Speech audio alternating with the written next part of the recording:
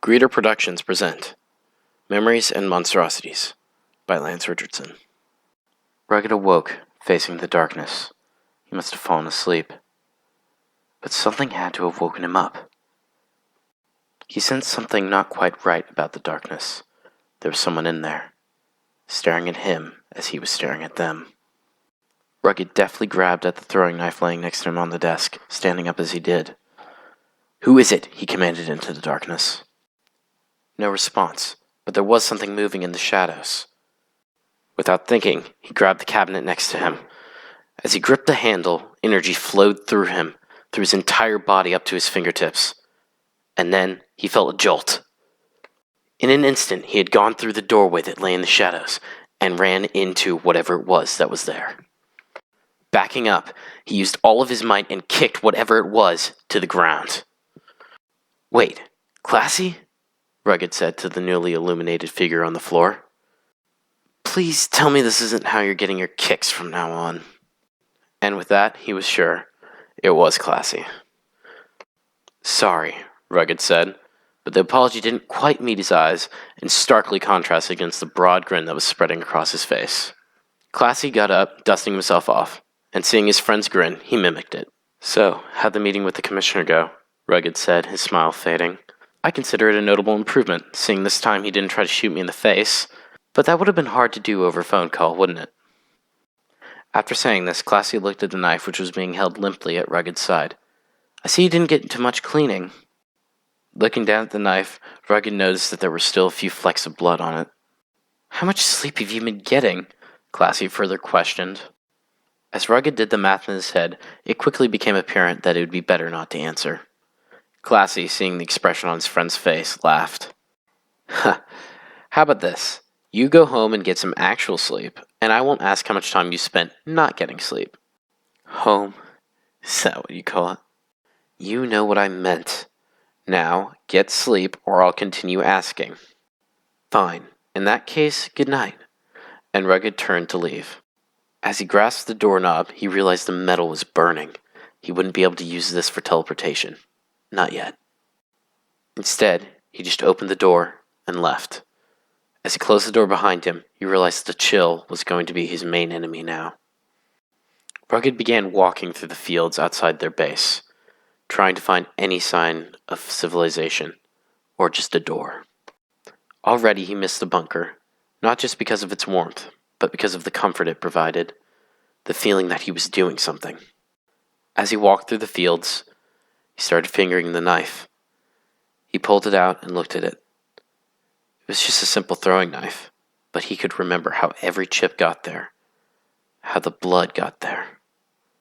He stopped and closed his eyes. He could still see the face of the gang member.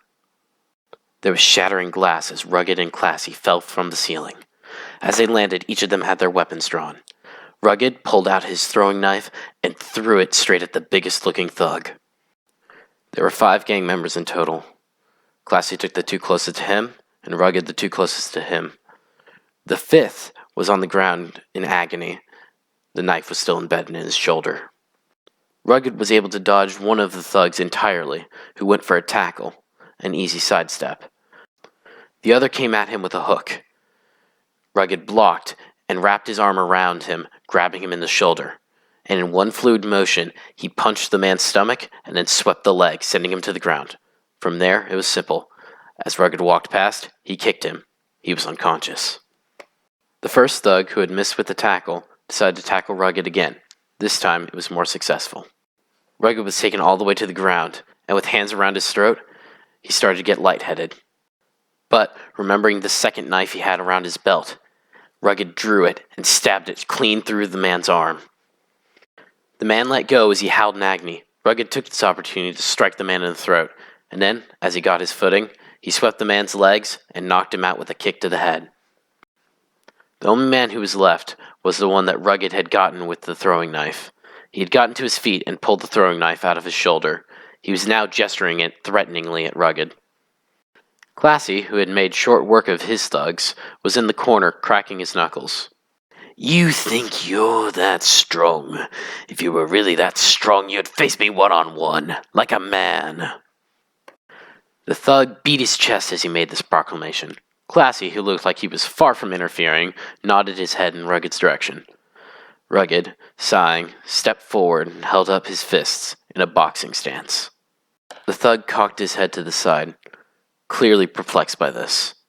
Apparently, a fair fight was a new concept to him. But, seeing as his request was granted, "Now this is more like it.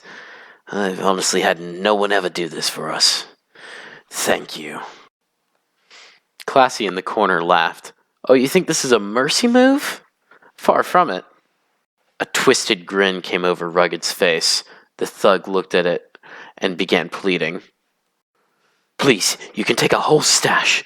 Oh, I don't need it. Please, we weren't even doing anything illegal. It's just a poker night." "Do I look like I care when you were dealing? Do I look like I care for your stash? I want to take you down," Rugged said, growling at him. The man, seeing his fate was inevitable, chucked the knife in Rugged's direction and ran.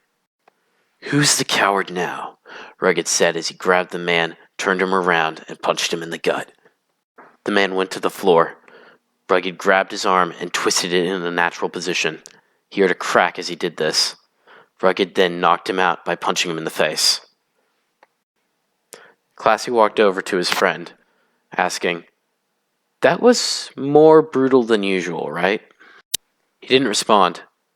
He merely walked over to the wall where the knife had been lodged and pulled it out. Turning to face Classy, he said, "You talk to the commissioner. I'm going to go back to base and get cleaned up." Classy, looking slightly confused, said, "I'm going to call this time. I don't want to get shot in the face." Rugged shrugged as he reached for a cabinet door. As Rugged opened his eyes, he looked at the knife. He'd removed all the wood chips and most of the blood. There was just a little coating the edge. Rugged sighed. He really shouldn't have done that to the last one. There was no reason to break his arm.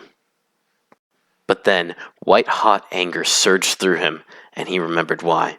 He gripped the blade so hard that he didn't even notice the cold of the metal. He put the knife back where it belonged, and continued on his journey. About a half a mile away from the base, he found a house. A normal house. He went to the front door and tried to open it. As he grasped the handle, he realized that it was locked, and at the same time, he realized that it didn't matter. He turned and opened it. When he opened it, it did not seem to be a normal house. It looked like a basement. There were no windows, and on one of the walls, there was a bulletin board with various pictures and articles connected with red string. In the corner of the room, there was a bed and a bedside table with a lamp on it. Rugged flopped unceremoniously on his bed and looked up at the ceiling. The picture was still there. He didn't know why he expected it not to be there. Maybe he hoped it wasn't there, but he put it there for a reason. And as the emotions became too much, he reached over to the bedside table and grabbed the ring. By the light of the lamp, he could read the inscription still. Tears filled his eyes. He put it back, not wishing to disturb it anymore. He sat there crying. It felt so silly. He was a grown man. Why was he crying? He stopped crying for a living. Why was he crying? Why? Why? Why? The question why reverberated in his head. Why me? Why? Soon enough for him, sleep would relieve him from this question. Leaving the world behind, leaving his problems behind, he went to sleep, to wake up tomorrow.